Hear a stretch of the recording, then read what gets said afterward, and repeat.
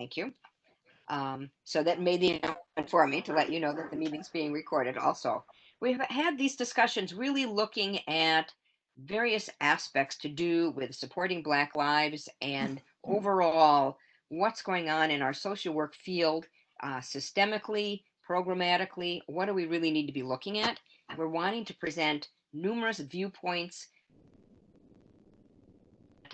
specifically relate to social work and people in the field that are working in different aspects of social work. So the series continues today. We have Monique Minkens, who is the director of the coalition programs at End Domestic Abuse Wisconsin. So Monique has a wonderful presentation for us today and is going to be talking a lot about the issues of systemic racism in relation to the laws and the programs regarding domestic violence, and particularly how white supremacy has had a huge impact on those laws and the programs and how things are set up today.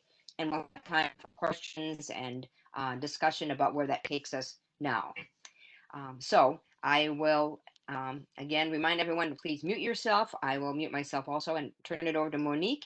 We'll have a question and answer time near the end, but I'd like to just kind of start out to have Monique tell a little bit about herself and a bit about how she got into this area, unless you already have that set into your presentation, and then we'll have time for other questions after that. Okay. So welcome and Okay. thank you, Monique.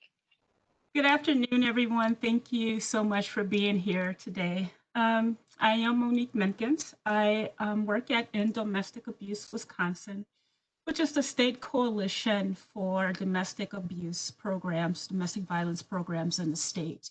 And so we offer technical assistance and support. Sometimes programs are in crisis or just need support. And we also offer trainings around the state to the programs, knowing that we need We're to do. not getting you on the screen or the. You don't hear me?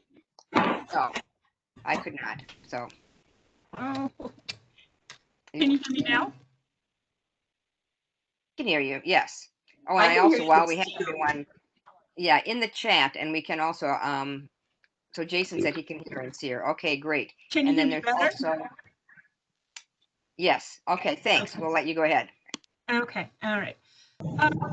And I'm Monique. I work at In Domestic Abuse Wisconsin, which is the state coalition for domestic violence. And if you look at in domestic abuse as an umbrella, and under that umbrella are 86 domestic violence programs throughout the state. We offer them technical assistance and support, and we also offer trainings, knowing that our movement needs to continue to evolve and meet the needs of the people that we serve. Um, I am the director of coalition programs, and um, I work with roughly 13 people, and together, together we deliver services to the program so that once again we are continuing to evolve and that the needs of the individuals that we all serve are being met. Prior to this, I've been in this field for 10 years. I've been in the movement for 10 years, but probably longer when I think about um, how I got here. Prior to starting in the movement, I worked on college campuses and residence halls and in student activities. And so I saw teen dating violence or dating violence and stalking. Um, and more personally, my sisters are older than I am. They're 10, 12, and 13 years older than I am. And one of my sisters is a survivor. And as a child, it was something that I witnessed and that left a valuable message and lesson for me of what it means about the human spirit um, and childhood trauma. And so I have tipping points and things that motivate me to say that this is where I'm supposed to be. I am going to share my screen and share. Yay, there we go. Okay. Um, we're going to talk about systemic racism and domestic violence. And let's see, slideshow. Okay. Okay. Okay. So, what we're going to talk about today, we're going to talk about VAWA, the Violence Against Women Act. Just to interrupt you, sorry, but what we're seeing is not the PowerPoint playing itself. It's like your notes and everything, just so you know. Okay. What do you see now? Now it's if you want to click the play from present or something, that might work. Say that again. Like right now we're just seeing your slides also. Okay. Not the main one slide. It's like your notes and everything. Okay. All right. There is a present online tab I see on your thing. Maybe that would work. Okay. Where is that? Present online. Go.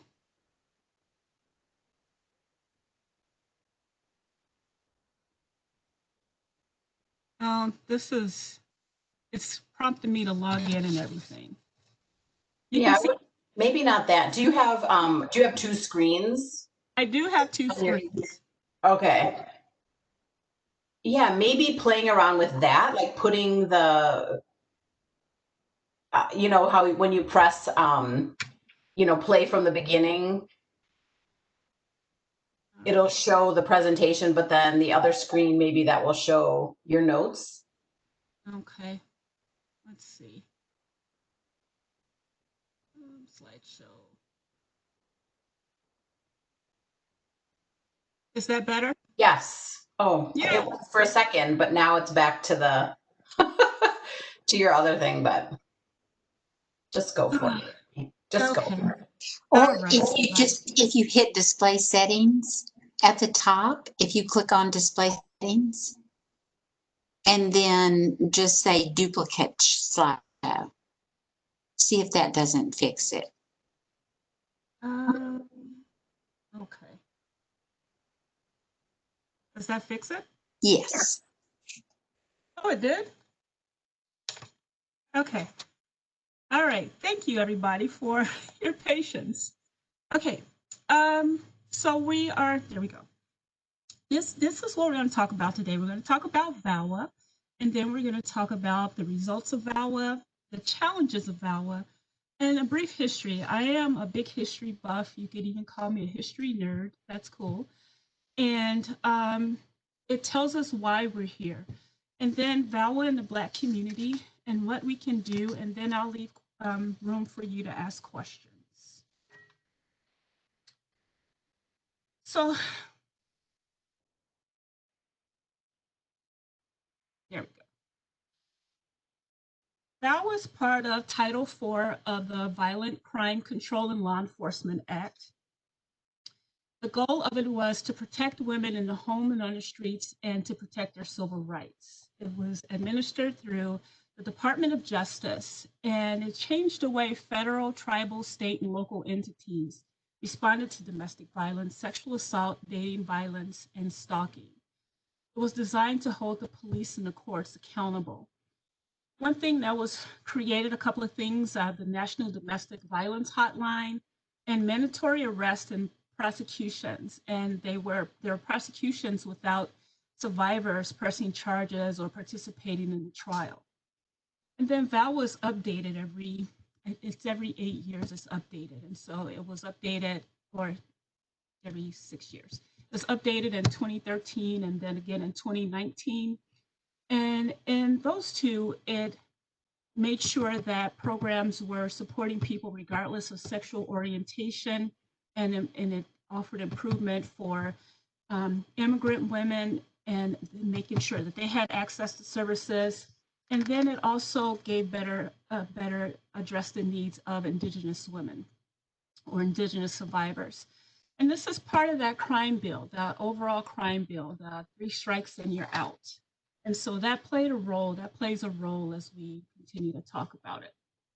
Some results of VAWA. VAWA saved an estimated $12.6 billion in net averted costs in its first 6 years alone.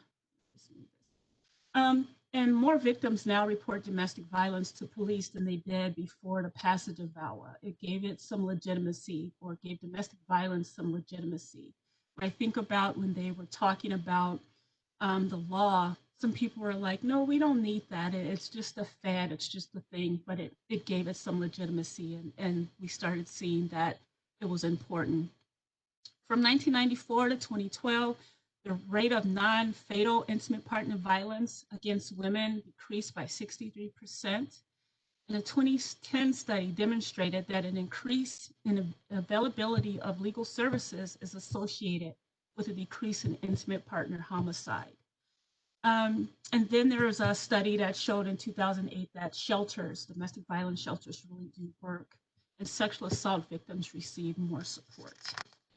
And it's interesting, we have sexual assault and we have domestic violence, and they are so intertwined. And yet when we look at how society looks at them and how even the laws treat them, it's such a difference, where domestic violence seems to have more support behind it than sexual assault does. Sexual assault is more like, what were you wearing? What were you doing? You had no business doing that. And people have more compassion for people that are in DV situations, most people anyway. And there were some challenges of VAWA. It was put under the Department of Justice instead of Department of Health and Human Services. This means that it was criminalized. And so that's more about compliance rather than healing, right? And thinking about, not everyone is comfortable with the police, and so that presented some challenges, and just right in the seat of authority. And just thinking about that compliance rather than healing, just what if in our approach to domestic violence we looked at how do we treat the whole family, right? And in that healing piece, there's also that need for that look at childhood trauma. It is about power and control, and there is also trauma behind that. And if we are looking at a safer society, we want to look at how do we look at the healing as well. And even thinking about family therapy says that the whole family has to be treated in order for you to get better results. And so why wouldn't we be looking at the whole family in the healing piece versus the compliance piece? Women of color, trans women, LGBT women, community voices were drowned out during VAWA. I know some of the mothers that were a part of this process that have some awesome stories to tell, and how there was a lot of push and pull about where to put this and why they didn't want it criminalized. But those voices got drowned out. The individuals of color, trans women, the queer community wanted to focus more on prevention. And that's it, once again, that healing piece and looking at the childhood trauma piece, like hurt people, and let's keep that in mind. And so what if we do that, and that would make us more proactive and liberatory versus making us a Band-Aid. And once again, not all communities have those trusted relationships with law enforcement. In 2016, a 24-hour survey of domestic violence programs across the nation reported that 72,959 adults and children found refuge and help on the survey on that survey day. But there was an additional 11,991 requests for services that were unmet because of a lack of resources. One other thing about putting VAWA under the Department of Justice, you have to figure out where, how to pay for it. And interesting enough, the money comes from white collar crimes, and whatever is left over from that. And the administration that we have now decreased that amount for white collar crimes, and so the money that is available has been decreased as well. That was just really interesting to me when I found that out, putting it under white collar crimes. And so that's where it is, and it fluctuates from year to year or budget to budget, depending on what's in the budget. More than 80% of funds go to law enforcement, and then the rest, the 20%, go to focus on intervention and prevention programs. And not all women, just thinking about this, not all women want to leave. They just want the abuse to stop. And lots of times we talk about how do you get out of the situation, and once again, not looking at that healing piece and that whole that family structure piece. And in 2016, a survey revealed almost half of the nation's sexual assault service providers have a waiting list for counseling services, and wait times can range from 2 weeks to 3 months. And I just think about, even when, one thing I forgot to mention in my time in the movement, I was responsible for the daily operations of a domestic abuse shelter, a local shelter here in Madison. And we had someone wait 6 months just to get into shelter before, and so there are wait periods because they're in need of services and there aren't many resources. And also thinking about, while there aren't many resources, that is an indicator that perhaps we should change directions and look at, if there aren't enough resources, what are other ways, what are other things that can be done to address this situation? Because we can build as many shelters as we want, and if we build them, they will come and we will still run out of room. In 2007, a Harvard study found that the rate of intimate partner homicide is higher in states that have mandatory arrest laws on the books. And so these are some things that I wanted to introduce to you all about VAWA and give you some things to think about. As I share with you, I am a lover of history. History is my jam. I just eat it up. I was a history major in undergrad, and it explains why we are here. It explains a lot of things, and we have to always look back in history, I believe, to know where we came from and where we're going. And sometimes that it can influence how we decide where we're going next. And so I just want to give you a brief history of things, and how they influenced the movement and how they influenced the work. So, manifest destiny and white supremacy. Manifest destiny, this was the white man's burden to show others the correct and the white way to live on the North American continent. And then colonialization came, and they started expanding out. But the first thought was, from sea to shining sea, manifest destiny, the whole North American continent. And for their burden, to relieve the burden, that, let's introduce the people that aren't aware of how to live the white way, introduce them to Christianity and civilize them. And so that was manifest destiny. And some of these things I'm going to talk about, you're going to see how they permeate still in our society. There's an indentured servant uprising in 1676. Prior to 1676, people were identified by their country of origin. And so they were French, they were African, they were Dutch. And a rebellion happened among the indentured servants. They didn't like how they were being treated.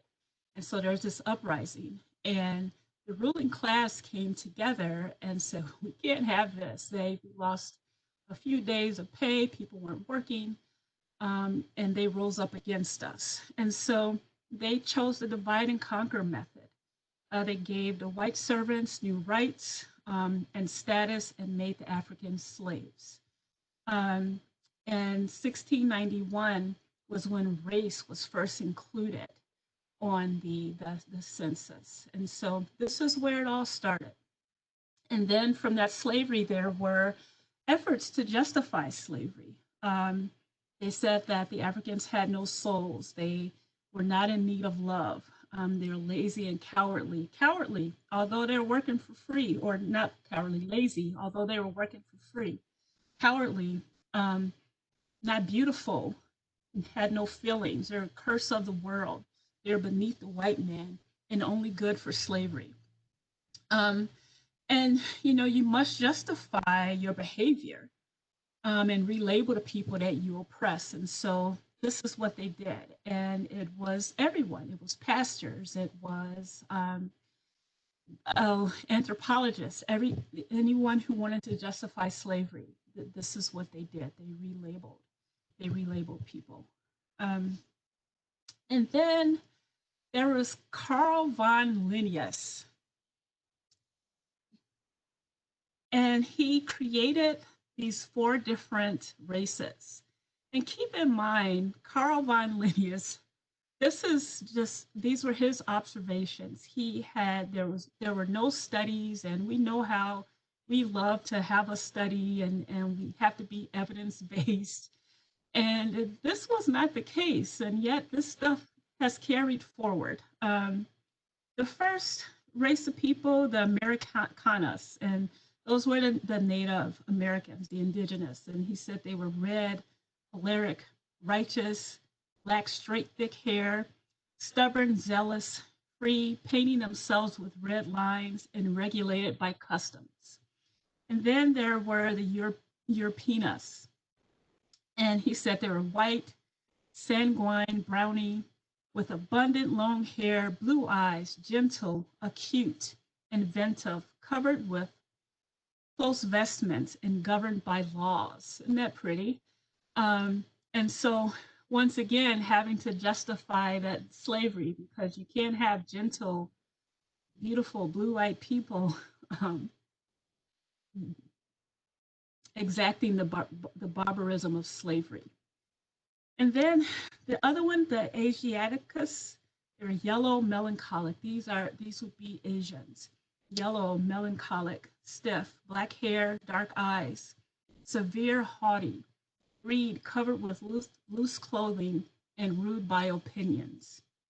And then the final one, the Afar, or Africanus, and these were the slaves. So black, phlegmatic, relaxed, black frizzled hair, silky skin, flat nose, tumid lips, females without shame, mammary glands give milk abundantly, crafty, sly, lazy, cunning, lustful, careless, anoints himself with grease, and governed by caprice. And I think about mammary glands give milk abundantly and how they would make the slaves nurse the white children.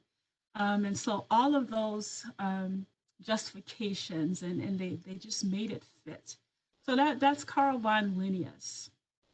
And then think about the origin of the police and how the origin of the police was for the plantations. It was to squash plantation uprisings and to find or retrieve runaway slaves. And so once again, that compliance and things that we see today. And then there was medical research, and this one always intrigues me. James Marion Sims is considered the father of modern gynecology, and even has a statue in Central Park. And he created this image of women in his backyard. He used to the speculum. He created the speculum, and he experimented on his slaves, the slaves on his plantation, with these different devices with no anesthesia, and came up with the conclusion that women were strong, Black women were strong and able to withstand pain. And until recently, doctors believe this. This is something that it's still in some of the textbooks, and they're still talking about how to get these things out of the textbooks. And so this is what James Marion Sims did, and he is the father of modern gynecology.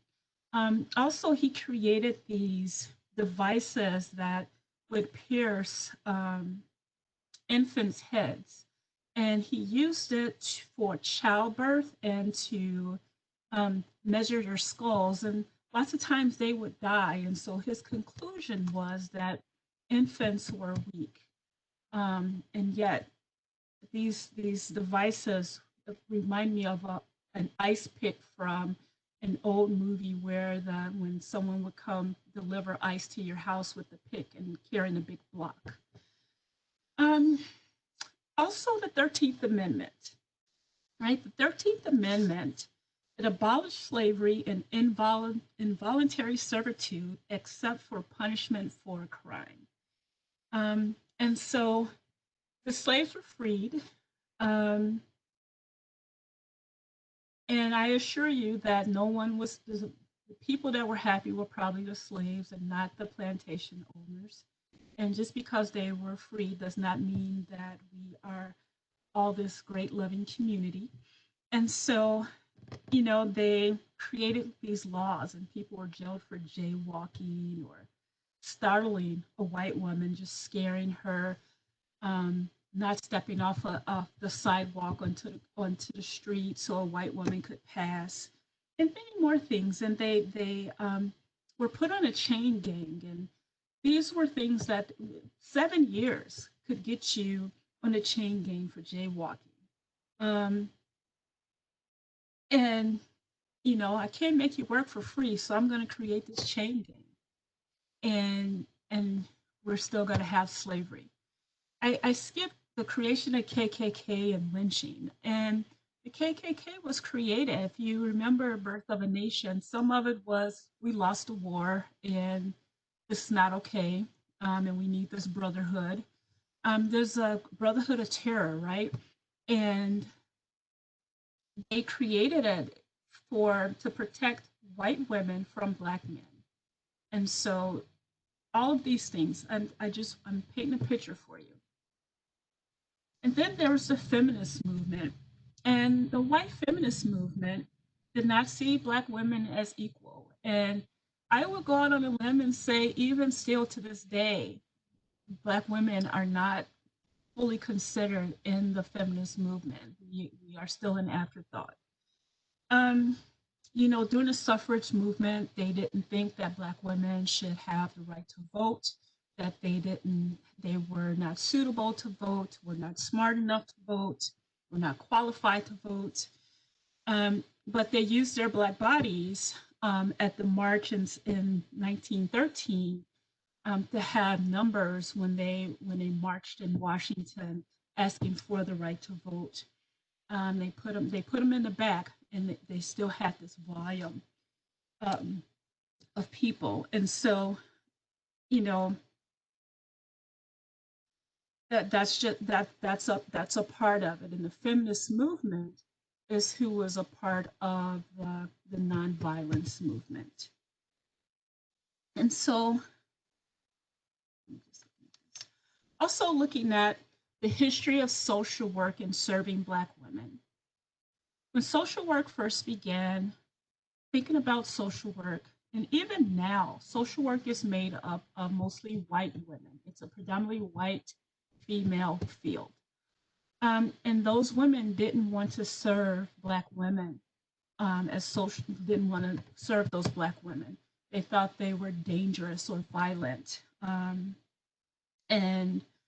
not pious.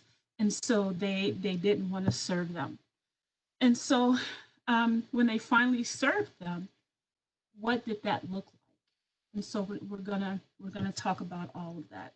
And so when you look at all of these things have carried forward and they influence the work today and how we have moved. And so let's dig in some more.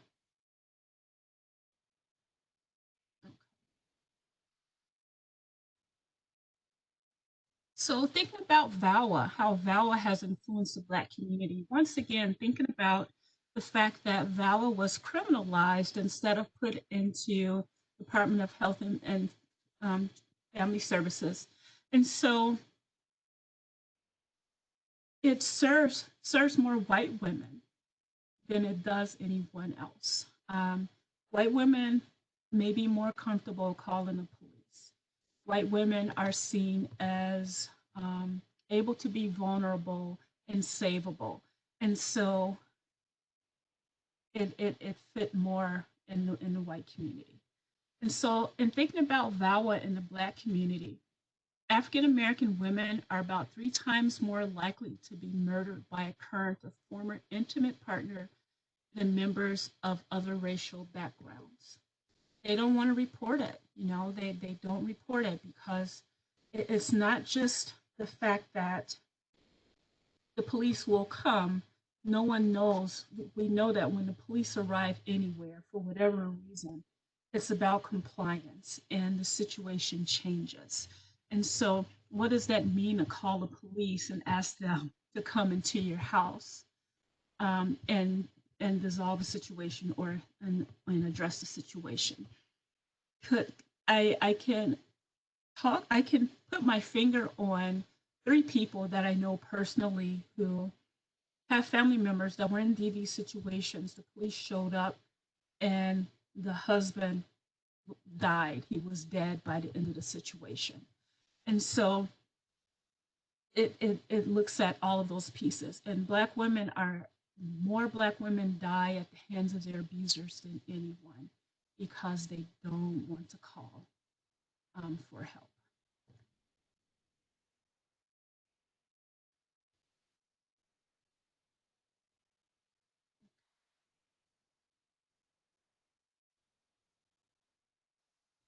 Trans women are being killed at uber high rates. I I think it kind of it used to get tracked more often, and since the pandemic, things have fallen by the wayside. But there have been lots of trans women that have been killed, and many of them are killed by their partners.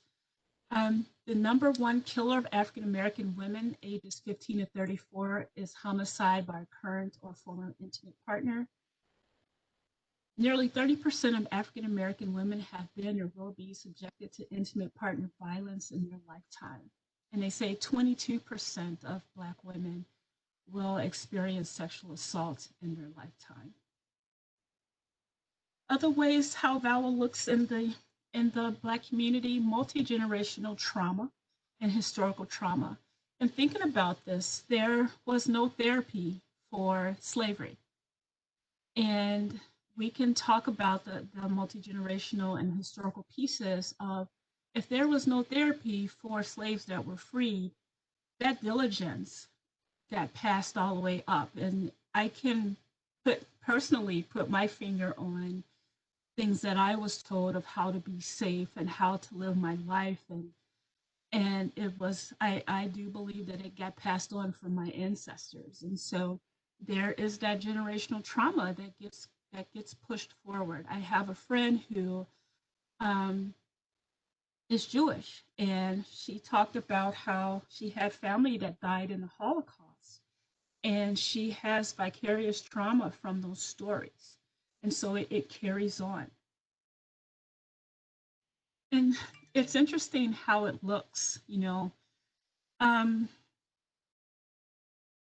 the plantation, a woman would have a child, and the child would be playing, and the plantation owner would come forward and say, "Oh, your child's looking pretty good." And mom would go, "No, he's not good. He's not smart. He's dumb. He's stupid, and he's lazy." Mom was saying that to prevent her child from being sold, right? That's a defense mechanism. And yet, those pieces, that if the child heard that there was no context for that child. Why does my mom think this about me? Those things got carried forward into modern day. Your child is really good. Oh yeah, he's good, but he just gives me the hardest time ever, or he does this or he does that.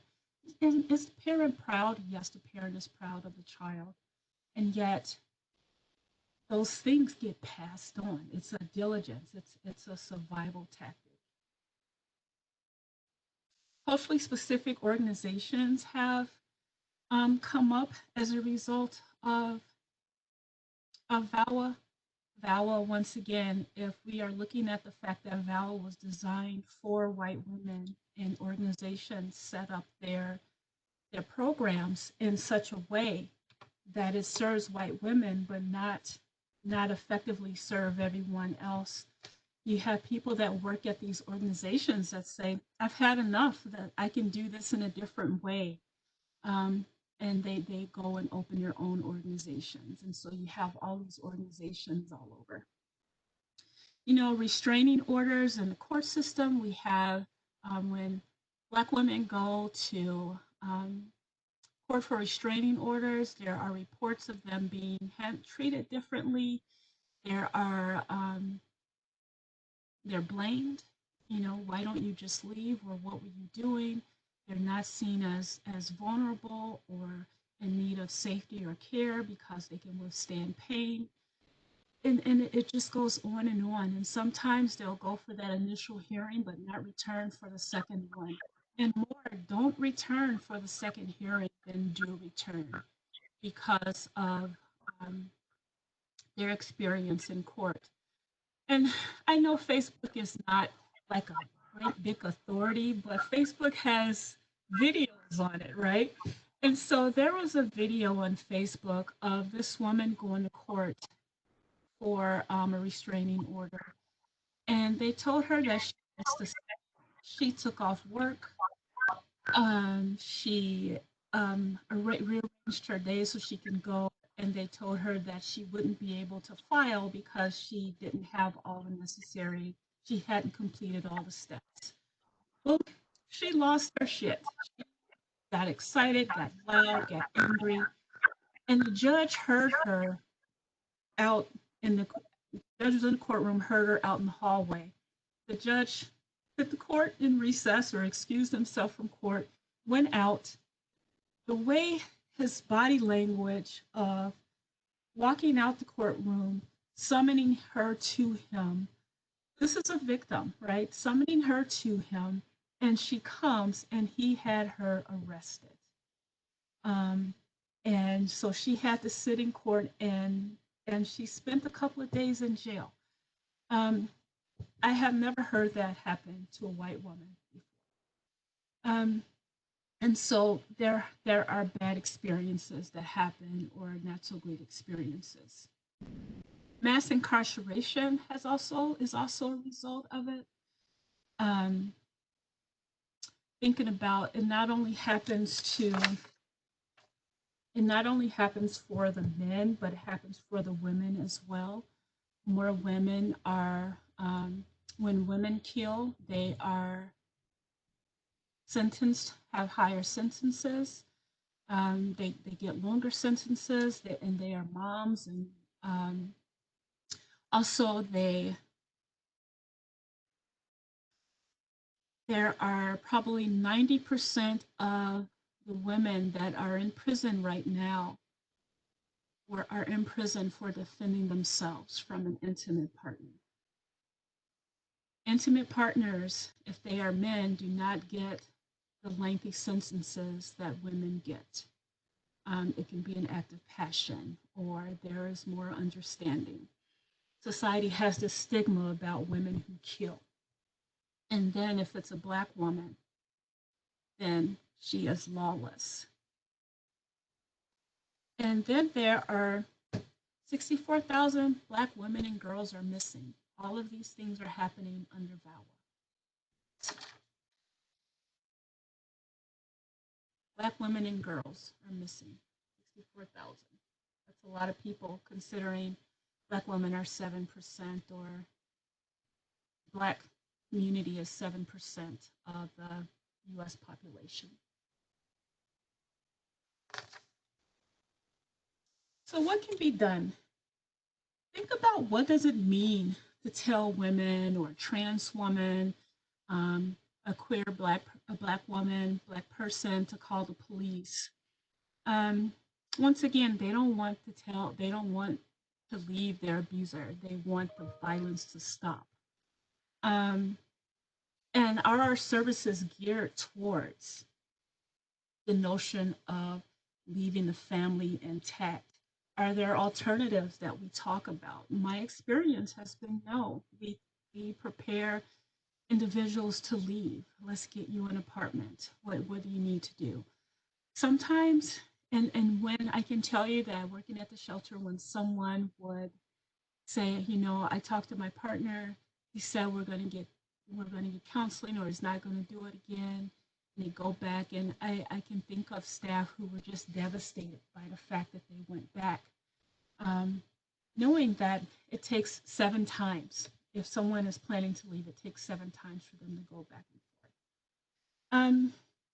And yet, what if we geared our services towards, once again, treating that whole family? And wanting to be clear that there are some abusers that being abusive is their thing. And we don't want them to go back, and yet it's still their choice, right? And yet most of the abusers, there are things that happen situationally.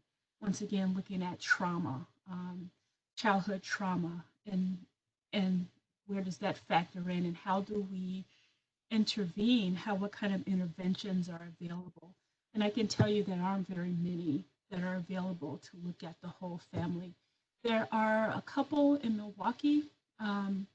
I can't think of anywhere else in the state of Wisconsin among our programs that they do exist.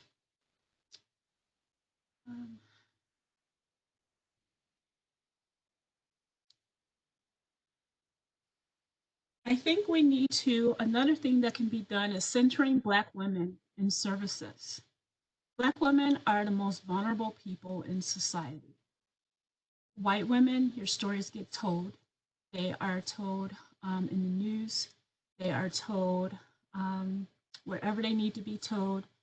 The view of what domestic violence is a white, gender normative, middle class female.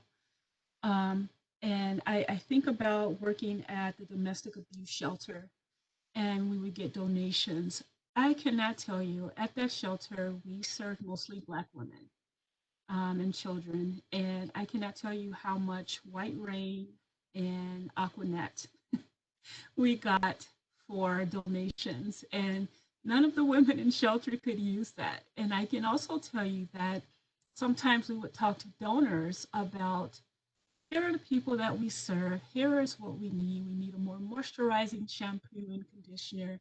And there were times where the conversation would switch to, well, can't you just tell them to leave? Or can't you just tell them this? Or why isn't anyone doing this? This is what they need. And that doesn't happen. And so centering services around Black women and thinking about, we have this concept in the movement about the last survivor. And it goes that if you meet the needs of the last survivor, everyone's needs get met, because the last survivor is someone with the most barriers, whether they be systemic, personal, health, monetary, whatever it may be. They have the most barriers. And whatever you do to serve them, you're going to have to really think creatively and do some work. And so if you look at it on a continuum, Black women are on the far end of the continuum. That means everyone's needs get met, because the most extraordinary work has to happen with Black women. And so centering them in our services would be to everyone's advantage. We should be focusing on restoration of dignity and respect. And this was really big in shelter for me. There are a couple of things. We had these Black women in shelter. I will never forget, there's a woman, she was 79 years old. She called me Miss Monique. And that floored me because I can tell you in the Black community, if someone's over 50, they're Miss Antonia, Miss Faye, Miss Shannon. You know, it's all of that because that's a sign of respect. And yet we have these women coming into shelter. They're in their 50s, and we had staff that were, I don't know, fresh out of college or 21, 22 years old, calling these older women by their first names. And so we talked about that as a staff. And it was a really interesting conversation of um, staff, they, they were not sure. Well, what about if someone 30 years old gets upset about it? And I'm like, no, that's not the culture. This is what we're going to do. And so they came back, let's just call everybody Mr. Mister. And I'm like, well, why are we doing this? Because what if? And I said, you all need to ask more questions. Don't change, don't change how you move to make it fit your understanding. Ask more questions. And so that's that restoration of dignity and respect of asking, not only asking those questions, but how you greet people. And so we talk that's really important, and that's a part that I think we miss. And it's not so much that there's a lack of dignity and respect in the home, it's also out in society as well. And if we're welcoming people into our programs, how do we make sure that we are building rapport with them? Think about liberation instead of help. And if we are going to offer help, make sure it's helpful help. Make sure that help will allow them to live their best lives. We should be exposing them to options and choices that will allow them to live their best lives. Um, and also thinking about partnership. You know, our clients come to us and they are very capable people and they are in need of help. And someone being in need of help does not make them intrinsically flawed. And yet, that's how we treat them sometimes. And I think about, once again, thinking about the movement and social work and the desire to not serve Black women. And once we did serve them, it was how do we serve them and save them from themselves? And so, how do we make sure that we are working in partnership? If I'm an advocate and someone is a client, my expertise in this partnership is that I have access to services that you may not know about. The client's expertise is that they are the experts of themselves and they know what they need, and they are adults, and I am going to trust that they know what they need, and that when it may be time to have a difficult conversation with the client, I'm going to trust that that adult can have that difficult conversation. And if it gets hairy, I am going to trust that they can still stay in it with me so that we can reach some understanding. Um, and realizing that in that that approach of partnership, it stops us from diminishing the agency of our clients. It also prevents burnout of us as advocates, which is really important. So many people burn out, and the first thing I hear them say is, I just can't help her. And then you're going about it all wrong. Let's talk about how you need to go about this. Because if you're trying to help somebody and they're not listening to you, you may be telling them the wrong thing, and that means the right questions haven't been asked. And so let's look at that. Realize that trauma looks different for each individual. Loud is not strong, and Black women are vulnerable too. The problem is not the problem. That was always our thing. What's going on? Let's dig in. You know, I remember once in shelter, this client, I asked her a question and she just started yelling. And I was like, I said, girl, you just cussed me clean out. What is going on? You want to go in the office and talk? And she talked about, she told me about her day. Her day had been awful. And at the end of it, the problem was not the problem. We were able to get down to the bottom of what was going on. And then she looked at me out of the corner of her eye and said, I'm sorry for cussing you out, calling you a bitch. So I was like, I appreciate that. Um, and so realize that trauma looks differently, and that it looks different,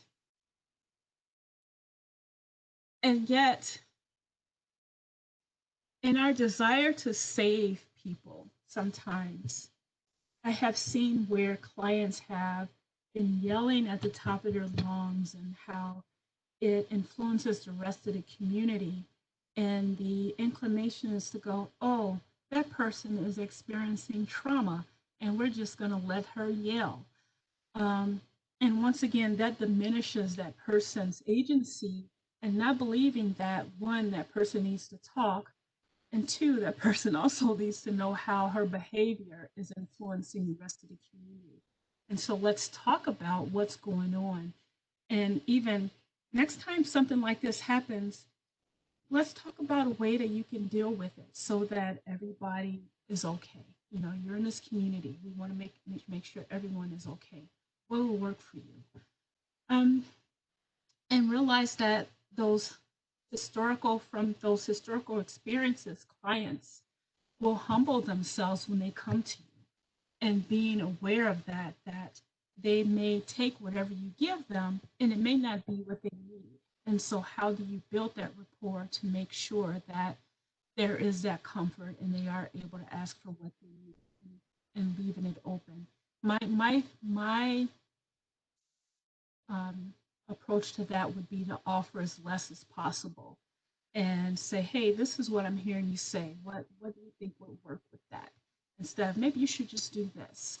And once again, that restoration of dignity and respect. And be okay with conflict.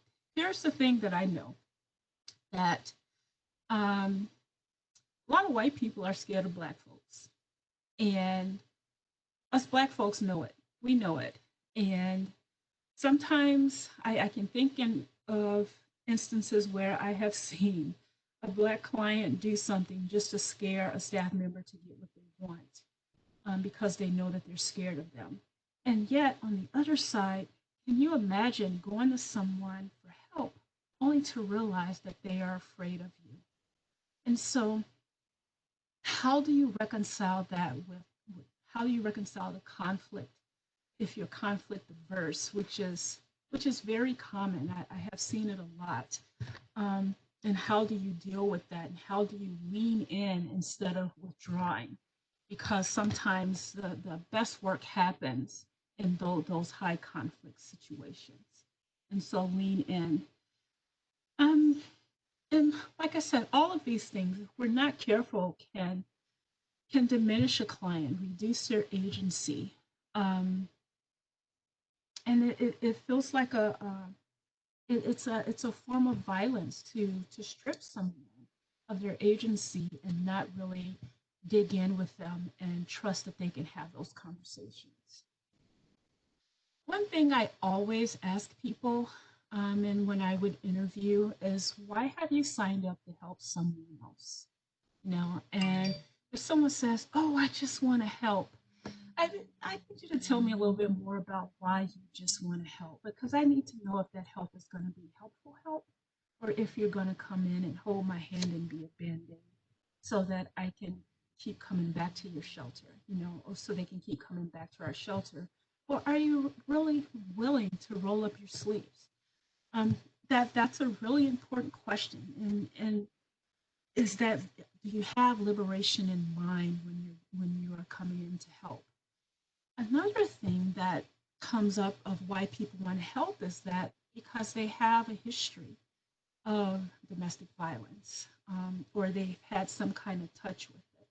As I shared, my sister has as a survivor, and I love my sister. She's my big sister. When I hear her voice, I feel calm, I feel love. Even if she says she loves me or not, her voice just says it all for me. And I think about, as a family, we did not do for her what we could have done when we were trying to support her. We made all the wrong decisions. And I know that. And so part of my my thing is, I know that families make these mistakes. But when I work with a person, I am not serving that person if I am approaching it like I'm going to help my sister, because my sister needed something very different from that person. Additionally, I had to talk through and process that trauma that I experienced of seeing her be abused. Um, and I had to take care of that so that when I worked with other people, they could go far. Their clients will only go as far as we can support them. And if I am stuck right here in this trauma with the client, they're not going very far. And so it's not only am I going to be helpful in how I deliver services, have I taken care of my stuff so it doesn't transfer to them, and so that there is some healthy discourse, or so that I am fully present for that client instead of bringing my own gunk into it. And so in the back of my head, I can tell you what motivates me is that experience, and my sister's experience. And yet I also know that there are people that have had domestic violence experiences, but they are not the same. And so I need to proceed differently. Um, and so they can only go as far as we can support them. There are a couple of models. This model is so popular, the Duluth model. And it talks about domestic violence. It's for domestic violence. And it only looks at domestic violence. And one thing that's missing, I think, is substance use, which is used as a control mechanism as well, of keeping someone high so that they don't leave, or so that they do what they want to do, so that they're reliant upon the abuser. But like I said, it doesn't complete the story. This is the Sasha model.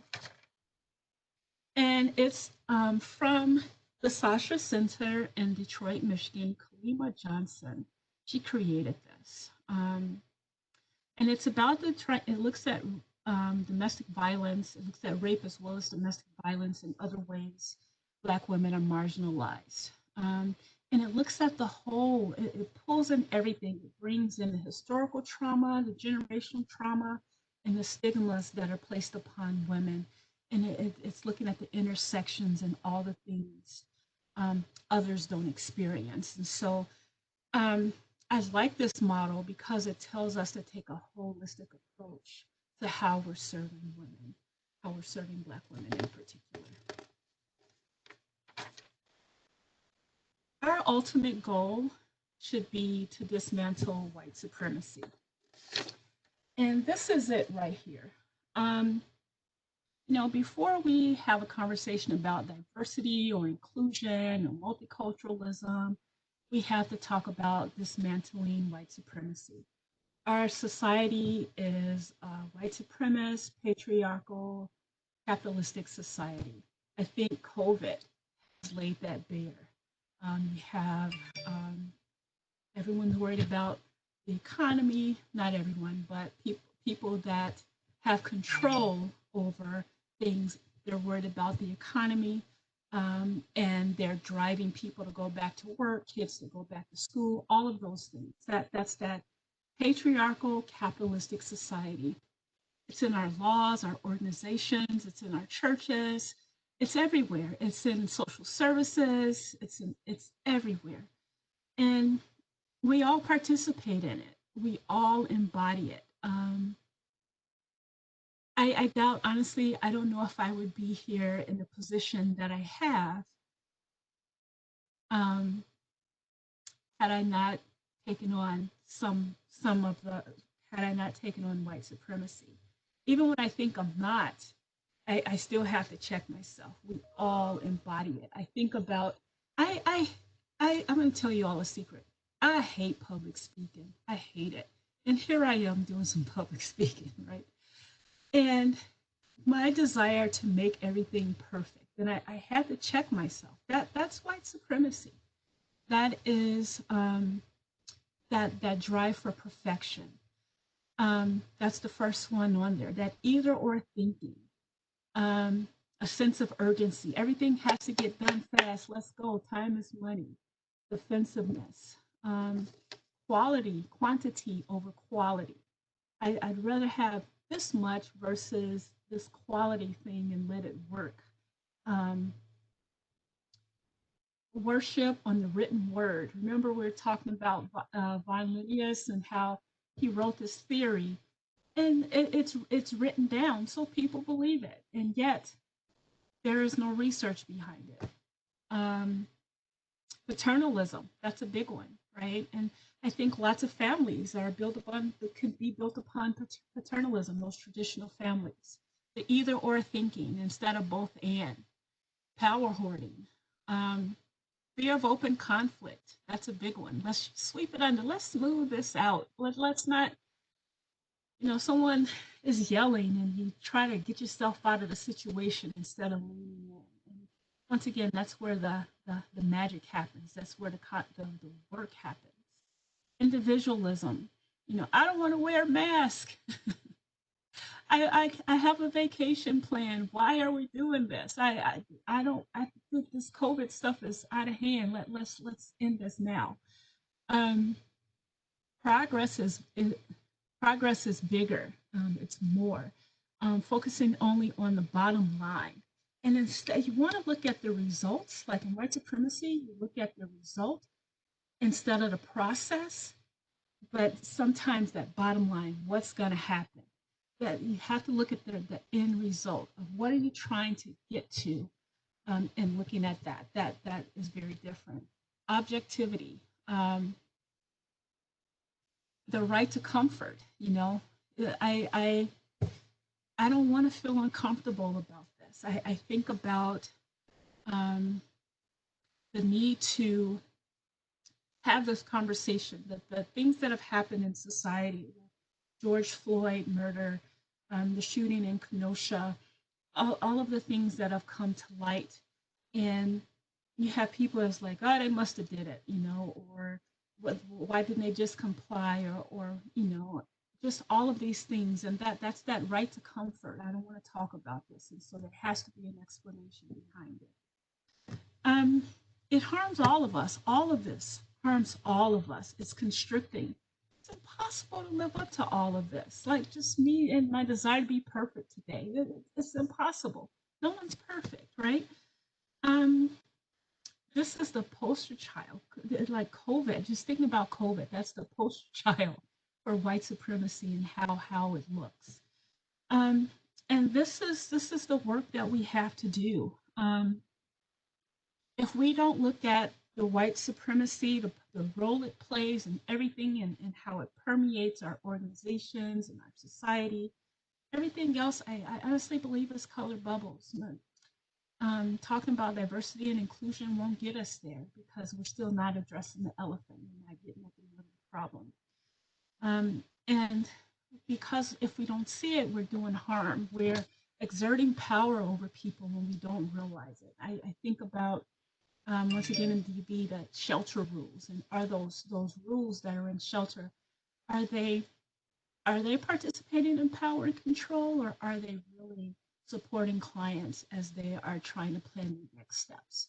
And we talked about that often. And so, I talked about VAWA for you all. We see it's not perfect and that people have been left out and that we still have work to do. But this is up to us. We keep being presented with this lesson. Like I said, everything that has happened over the past 6 months, we're back in another lesson. And are we going to rise to the occasion or are we not?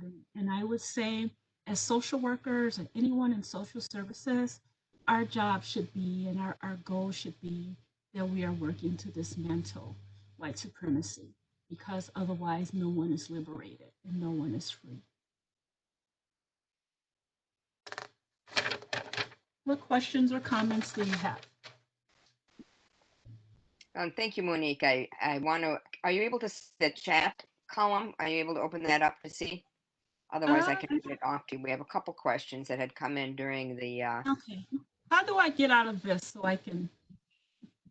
How do I get out? You can stop screen share at the bottom where it says share. You end screen share, or else there's a button in your top right. I forget which program this is. Stop sharing right there. All right, there it is. Okay, good. Okay. Okay. And then in the chat, there was a couple different questions, and I'll try to have them in the order that we had. One was from Stephen Miller looking at domestic violence, although the majority of it comes from men towards women, but the person is asking about the situation where men are abused by women. Are you able to see that there, the full question, or not? Otherwise, I can read it. He says there. Let's see. Oh, there they are. Okay. Okay, and he, Um, I'm just trying to get to it. well, I can read it too. That's fine. I'm going to juggle both things. And just finish what it said. That there have been experiments where a man being abused by a woman in public, where women assume that the man must have deserved it. What are your thoughts on this? In a situation where the woman is the abuser, oftentimes the man is charged with abuse due to being the man. Mm-hmm. I know it's a whole other topic area, so it's. It is, and yet I don't think anyone has the right to put their hands on anyone, and it's still, once again, that's a diminishment of dignity and respect. At the shelter, we served men, and their stories were similar. And what founded it, though, was their shame, right? Because of the stigma of how do you let this person hit on you? But there's one man, he lived in Oregon, and he's like, I'm a black man living in Oregon. And if my wife calls the cops on me, I don't know what's going to happen. And so he needed it. Um, it's never okay. I think that um, I'm just reading. The man is charged with abuse. That is true. I would say that it happens both ways. And thinking about, we had this recently, Marcy's Law became an amendment to the Constitution, and abuse was not in favor of Marcy's Law because many women who do end up in jail, their abuser was able to convince the police that she was the perpetrator. And so she's in jail. She doesn't want to be in jail. And she's being released, and her abuser is notified that she's being released. And what kind of danger does that put her in? And so I think that either way it goes, it's not okay. You can't put your hands on other people. And I think that there's just that stigma of men that they don't need help, but it's what, 1 in 4 women, and it's 1 in 7 men. And I would not be surprised if there were more men. It's just unreported, just like it is for women. I hope that answered your question. Yeah, thanks. And it looks like there was a message that yes, that was. And I know if we keep in mind the concept of liberation that you were talking about, that would be for anyone. Anyone deserves that, absolutely. Another question, and we'll have time for a few more here that I'll read. I was reminded, thanks, Jason, that yes, if I read them, people who are calling in, they're not able to see the chat, so I should read them out loud. A question that says, do you recommend providing certificates to domestic violence perpetrators who complete a series of classes on domestic violence? I have heard from Safe and Together staff that granting those certificates provides a false picture of change that may not be behavioral. It suggests the violent person is not longer violent towards women or partners or children. That may not be true at all. Mm-hmm. Mm-hmm. Certificates are just paper for me. Sometimes I think about, at DV shelters, we require people to have degrees, and sometimes it's personal experience that says it all. And so I don't agree with this. And lots of times these certificates come from anger management programs, and DV is about power and control, and management won't get to what we're looking for. And so I think that there is a program in Milwaukee, the Alma Center, and they talk about emotions. They talk about trauma with men. And I think that they would find that more valuable than a certificate. Um, yeah, I don't agree. It's just paper. It doesn't Well, stop and yeah, people. the different focus, like you said, and at the information of the center in Milwaukee, look that up, or we could send it out because that would be good to have. Okay. Um, let's see. It looks like that would also be people thanking you for your information, embodying the idea of discussion of history and white supremacy that harms everybody. Um, if there's other questions that people might have, we have just a few more minutes. I'm wondering, often it comes up the idea of a person working in an agency may wonder, should I stay in the agency or the program that I'm in, even if I feel like it maybe the underlying white supremacy is still there, but that at least has some help, versus doing something where it would be to leave that kind of organization and attempt elsewhere. What your opinion might be on that, or suggestions. Mhm. You know, I think that it's what the person can take. I A moment of truth here. I don't recall ever leaving for a new job because I'm like, oh, this seems like a cool experience. I've always looked for a new job because I couldn't take the environment anymore. And so there comes a point where you decide whether you can do it or not. And it's really hard when the people that you serve look like you and the people that are doing the serving, it looks like harm is being done. And it's a trade off, right? But someone once told me, always save yourself first, because you can't give from an empty well. And so it's individual. What do you do? And by all means, once again, we can't just coast. We have to speak up when we see injustices. Um, and yet, it's an individual thing. Thanks. And also, thanks, Amy put up the Alma Center organization link for people to have that. I think we probably have time for kind of one more closing question as far as last thoughts you might have, either about a key thing that you haven't had a chance to say for our participants, or ideas about just structural change or other ways that we can kind of disrupt the current power structures. Mhm.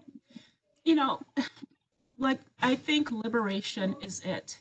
And if we are looking at how people live their best lives, and that we are, sweetie, and how when we are delivering services, that we are not providing a band-aid, and we're not doing it to make ourselves feel good, but we are doing it so that the client is living their best life.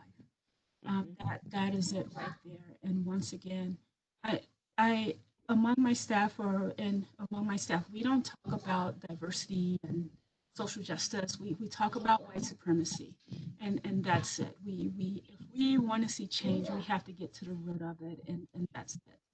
And Mhm. so those are the two things that I hold true to my heart of what will move us forward, and what people and allow them to be.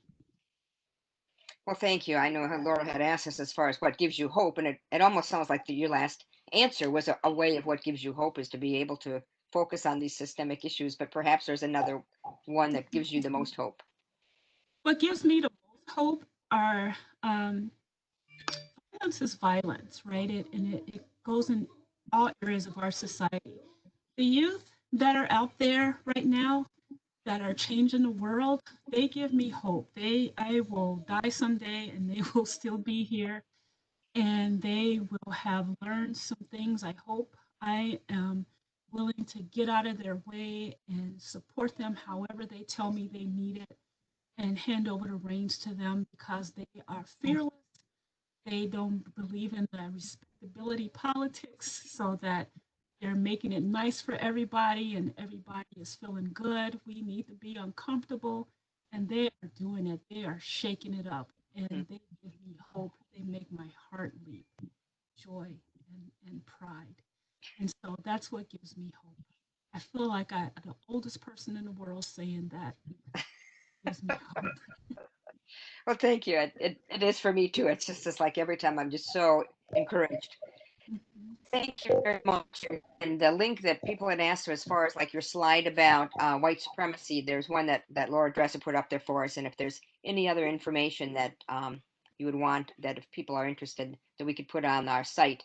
And for those of the people who need to be signing off, as this is the time that we need to be ending, we also have another one of our focus on programs that we're having as far as supporting Black lives. And we wanted to, in October, we have one in October. And so we'll put the date and the information up on our website for you and have more information on that. And we also have all of the ones we've had in the past. Jason at the very beginning had put the link up as well. And on that, you can watch other people's information, rewatch it, discuss it with each other. It's been very helpful. And thank you very, very much for speaking with us today. And we had a lot of people listening and a lot of people that I know it made a big difference for them to be able to hear. And now they have appreciated it very much. And thank you to everybody for today. And join us, please, in October when we have our next Supporting Black Lives focus. I'm always say this wrong. Voices from the field. So focus on action, voices from the field. Thank you. And thanks very much to everyone. Take care.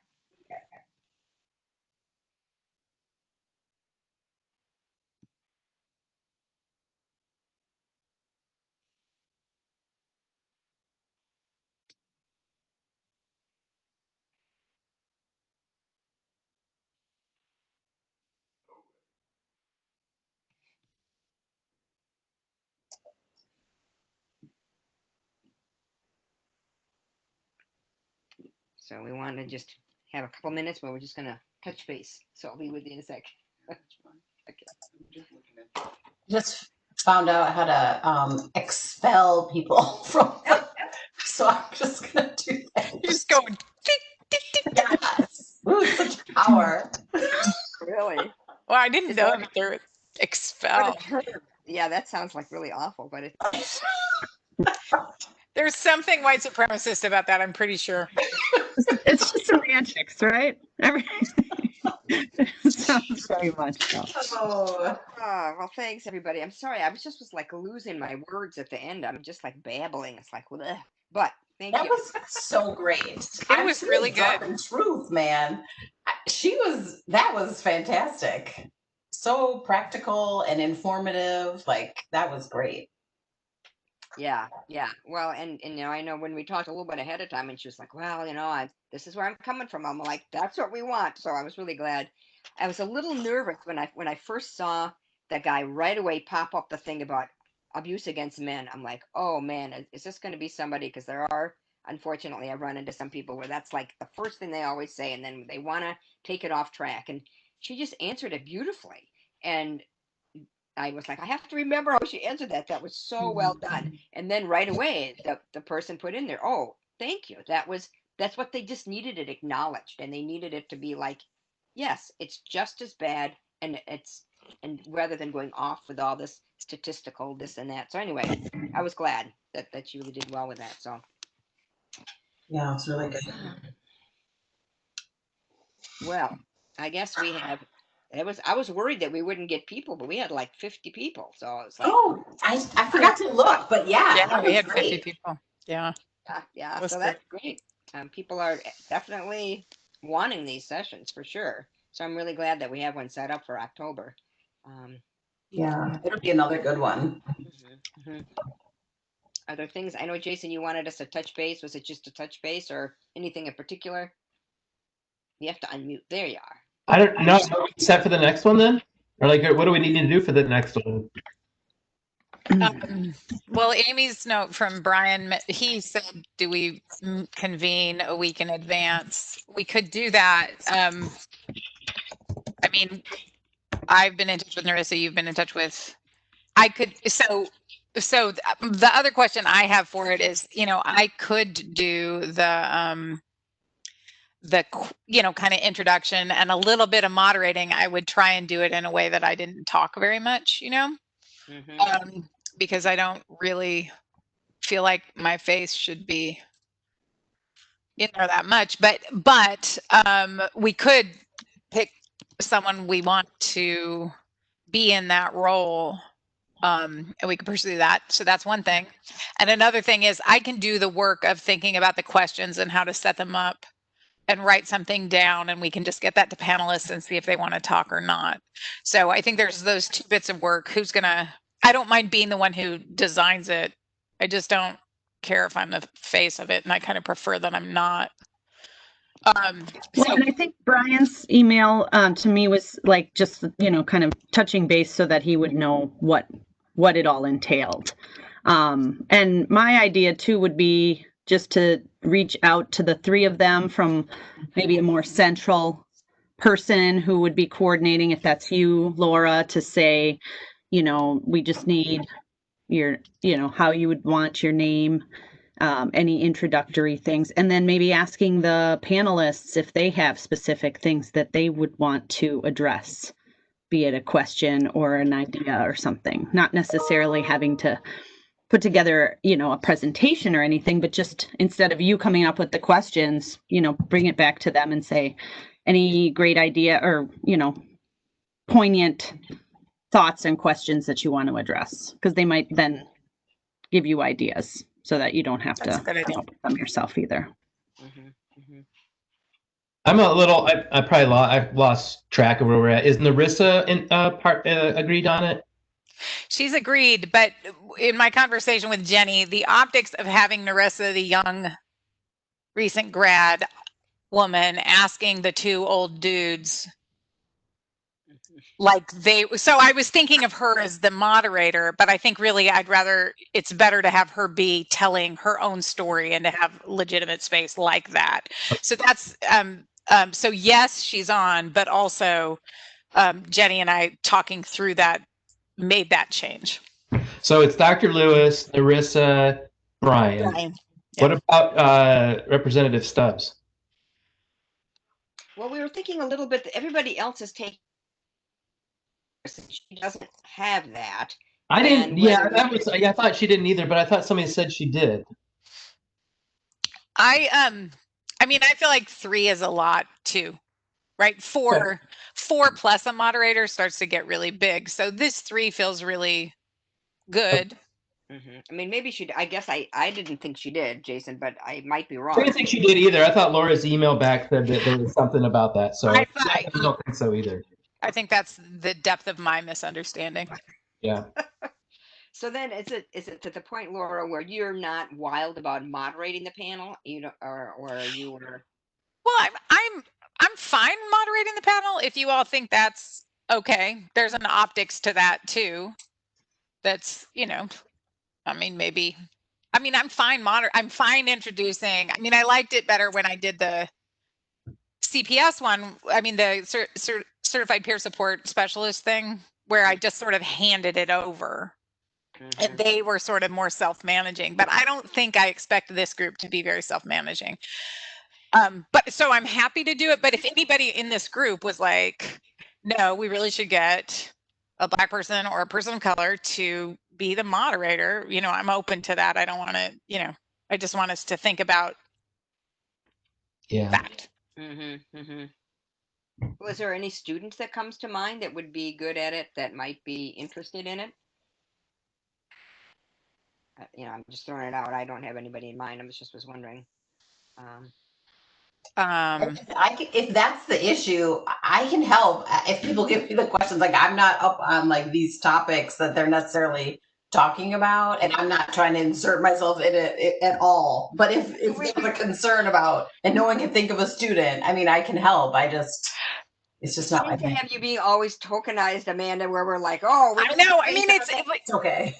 Both directions kind of suck, right? Like, we'll always make Amanda do it, or Laura's gonna pretend she gets to ask the questions. It's just. I feel like I'm a part of the group that you guys didn't invite me here just for this, and I didn't invite you to feel that way. All right, I couldn't play it. So all right, here's what I'm gonna do. I'm gonna think of 2 students. I'm gonna reach out and see what they say. If they give me the yes, then we'll use a student as the one who asks questions, because with Narissa on the panel, I think we reduce that expert is age and male questions come from young females. So once there's a young female in the panel, I think that optic is better. Yeah. And then there's a couple students I can think of, and I'll see if they're up for it, or one who recently graduated. And then if they're not, I'll coordinate with you, Amanda. Okay. Is that right? Yeah. Thanks, Amanda. Thanks. Yeah, sure. So Personally, Amanda, I just think you're a good facilitator in terms of the experience that I've seen Thank you. you have. So The calm style that I started like tripping over myself, and you just are flowing with the flow. So You don't, Jen. you're good, it Jenny, just too. sounds like it to me. No. It's my mind working beyond faster than my words. I think that's part of the problem. The couple questions I did see as far as like the CEUs and then also the payment thing for Monique. I wasn't sure what to tell her if we needed to do anything on that. that's on me. I'm a little remiss in moving that forward. So I'll Okay. get in touch with her and get the last things about that. Okay. It was $100, right? That's what we final. Yeah, that's what we thought about because we didn't have that many people. Yeah. Okay. And just back to the other thing real quick. Laura, so do you want to reach out to Dr. Lewis, or should I just tell him that, or Amanda, that we're gonna do a moderated panel, we'll have some questions and we'll give it to him beforehand? Or thematics. I'll shoot. Why don't Amy and Jason, you give me the emails? Yeah, you have them. I'll send it to you again. Yeah, sorry. Yeah. And then right, and it's in the one you just sent, Amy. So I've got the emails, and I'll send an email to Narissa, Dr. Lewis. Do we go? Or keep Dr. Lewis and him. I assume he has a first name. And Brian or Mr. Benford, and just tell them like that this is the structure and this is the themes. Do you have any questions? Please be in touch. Yeah. And it'll be moderated panel, but they won't even care who the moderator is. So we'll just say that. Yeah. And I'll get that out this week. And to be in touch with you about the money, but Brian can't be paid. Brian can't be. Yeah. I Brian's still an employee through Odyssey, which is he's still got a whisk.edu email, which is how I know he's through the university still. Yeah, so then he can't get paid, right? I think it's good that we pay Dr. Lewis. I'm sort of pausing on it because like we literally pay his organization thousands of dollars to send students to, so it seems like yeah, but this is his time, right? Well, I feel like academics are supposed to do this, right? I mean, I do. So I care about paying Monique. Yeah. Yeah, I feel like when somebody. And I'm glad we can pay Narissa, but if he's not asking you for money. That's what I was saying. Should we just let it go unless he asks? But when he finds out the other ones are getting paid, is that weird? No, because Brian's what's not getting. The best way to see if someone is okay with volunteering their time or if they want to be paid? That's weird. For me, right? Like people ask me to do shit all the time, and I always do it for free, and I don't ask for money. Sometimes I ask for travel back when we used to travel, right? Mm-hmm. But if they say we have an honorarium, I'm like, well, I'll take your honorarium. Right. Yeah. And this one, he responded immediately, and it was a pretty cold email. And I'm sure he'll have an opportunity to promote CRISP and his organization in the process. So my preference is unless he asks for it. Mm-hmm.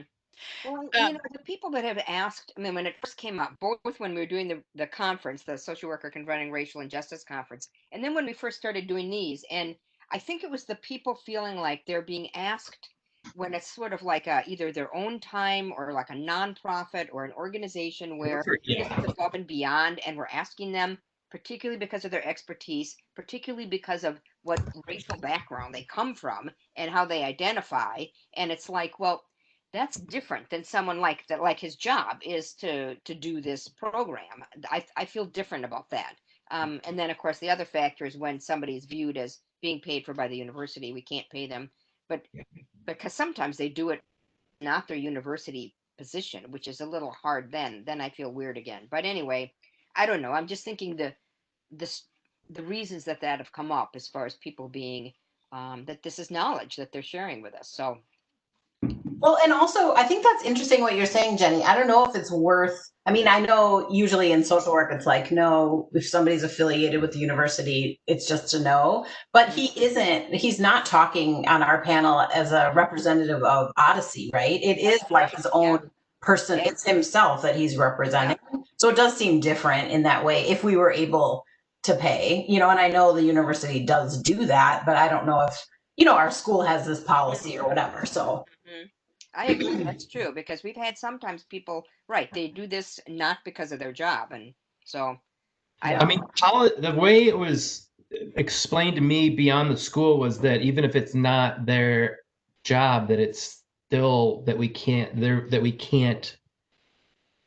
do it. But we should find out so that we know what they're leaning on, because if it's a school thing, then we should push back when we can. So who would know who to ask? I'll find out, I'll start to ask. I mean, I don't know the financial stuff really, but yeah, it didn't. No, yeah, someone else. Okay. I'll ask elsewhere for. Okay. Well, and then my other CEUs real quick. Can I just talk about those? Yeah, right. So I asked Amy if she'd heard from Audrey, because I did. Amanda, were you on that email from Audrey? Yeah.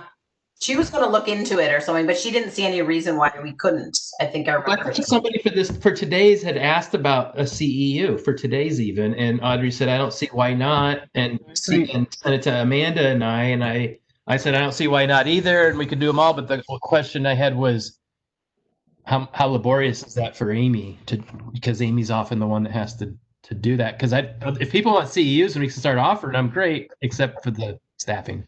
Usually the thing is that you have to have an account of who was there. And so I don't know if we have a record of all who had checked in or whatever, but. I mean, you can export all this information that's in the chat and participants each time. Oh, yeah, I think it's possible then, because, it's affiliated with the university, and, we have Audrey's prior approval. I mean, we'll just I guess we'll just get her final approval, but it seems like we could do it. Do you think we need to, in the future, to make it easier that people have to RSVP or like pre-register in order to get CEUs? No. Oh, for CEUs? Right. I'll defer to Amy on that. So the thing for CEUs is that I have to create a certificate for the event and then put the person's name on it and email it to them. So if one person requests it and they do so afterwards, or we have a specific process about how the person requests it, that's fine. What we've done in the past for the agency supervisor workshops, or the ethics and boundaries that Tracy did, that's a little bit different. They had to do an evaluation and a quiz, but that's based on the ethics and boundaries thing, I think. So in the past, people have had to complete an evaluation, then they get their CEU certificate. Same with like how they do it for that. So if it was just, a couple people ask you, can we get CEUs? And you say, yeah, sure, submit your request, then I have to verify that they attended. So I would need the list of people, and then I would need a name to put on the certificate and an email address to send it to them. So it's not that laborious. I've got a template for the certificate already. And that's fine. If you advertise it, that CEUs are available, and then everybody that's attending expects to get one, that gets a little bit more tricky, because, do we send it out to everybody that attended, or do they have to, after the fact, do something? And then in terms of if it's online and they watch it, there's no way we know that they did. So there's no way to give a CEU for something that is online. No easy way to be able to provide a CEU to somebody for watching the event or video after it comes up online. Like if there's probably an easy way to do that somewhere in the back end of the IT world, but I don't know what that is. you know. I'd be for advertising it, Amy, for the live event, not worrying of offering it for the online stuff. And if you want help with the back end to make it doable to offer CEUs so that we can keep track of people, I'd be happy to help you. Yeah. If you can figure out or show me how to export the participants, you know, for each of the sessions, then that would be great. Because I couldn't think really be supposed to do that. Okay. And that maybe is why I didn't know. But I'm not seeing it on my function right now. Okay. Yeah. So Amanda is host for this one. So would she have to do it now or can she do it later? How do I do that? I'd have to go back and be host to be able to play around and see. I don't remember it well enough, but I don't know if we didn't have anybody follow up on this one. So I don't know that we need to worry about it for today, but for future ones, right? Well, and if today, did somebody request it for today? You know, specifically that they were. I thought that was an email that Audrey got, but was going to follow up with you. So I don't know where that landed. Okay, it might be in my emails right now, but she's off today, so probably not. But yeah, if you're able to, after the fact, go back and see who the participants were that were in the meeting on a certain thing, on a certain WebEx meeting, that would be great if you could show me how to do that. Or I would like to learn how to do that because it would be helpful. Later, I might be conflating my memory of Zoom versus WebEx as well. So well, I thought there was something that you could copy the chat, also make a copy of that, but it might have to have come from Amanda's end. I'm not sure. And then Laura's leaving us to the beach here. I just felt like I can't figure out how to get the names out of the registration, but I can put myself on the beach. And so yeah, for our other meetings that we had Tuesday and Thursday, I just went through and I pulled up the participants and I wrote down their names. And that's how I got the list for that. So that's why I would love to know if there is an easy way. I mean, on Zoom, I know you can pull out the transcript, the chat, including the hidden chat, that when you think you're doing private stuff, the host can see that. Oh, wow. And that changed my whole life. Mad about Zoom chat. Well, and I'm sure there's the same capabilities through WebEx. It's just a matter of learning how to do that. It's just harder to do it. That's their feature. I can look into that. And if you know how to do it for Zoom, are we going to be going to Zoom links and doing that versus WebEx? I guess now that you can as a university, I don't know how we're going to do that for field programs or, anything. Yeah. Like we've just I'm always open to that. I don't know it as well. Like I don't know how to do it really, but I could just watch the videos like I did for WebEx.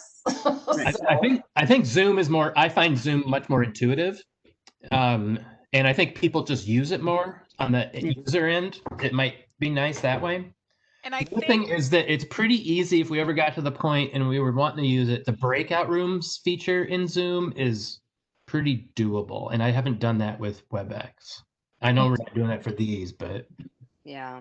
So just real quick, so are you all cool if we advertise CEUs and then Amy and I'll figure out how to do it on the back end for future events? Okay. If you're willing to do it, that's great. Thank you. Yeah. I guess that also answers our question, our future events.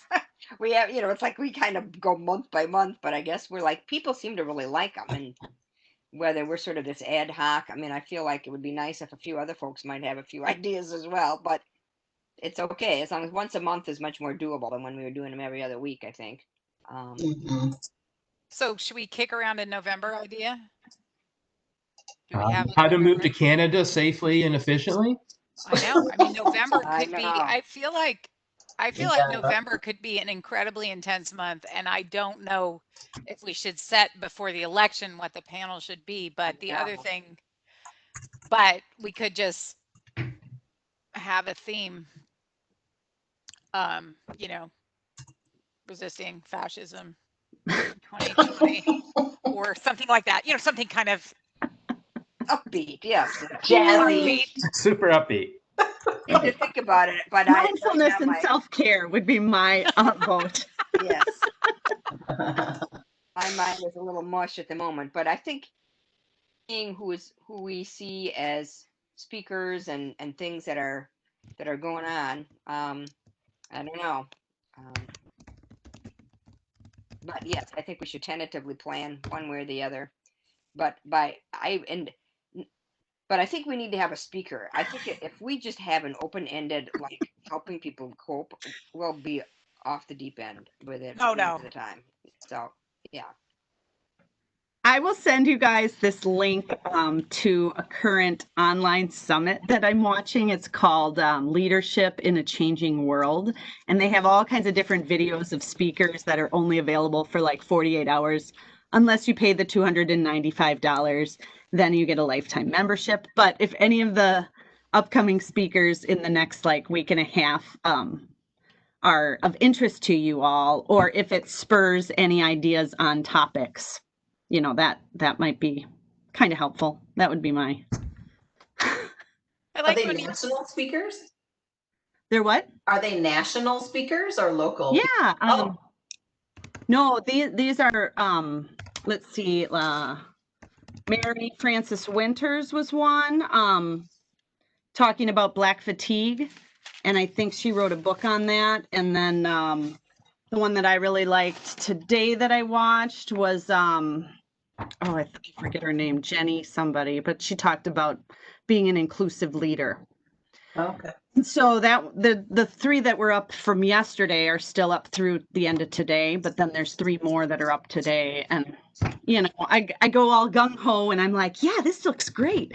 And then the first day comes around and I watch a video and then I'm busy for like 3 days and then whatever, I'm not going to pay Yeah. $300 for this. But it's current to kind of the aspects of my other organization, and they're working on structural change and all the pushback that's going on. So I'm sending these links to our executive director, who needs to watch them, in my opinion. But you know, just as a resource, and so this might be good for them too.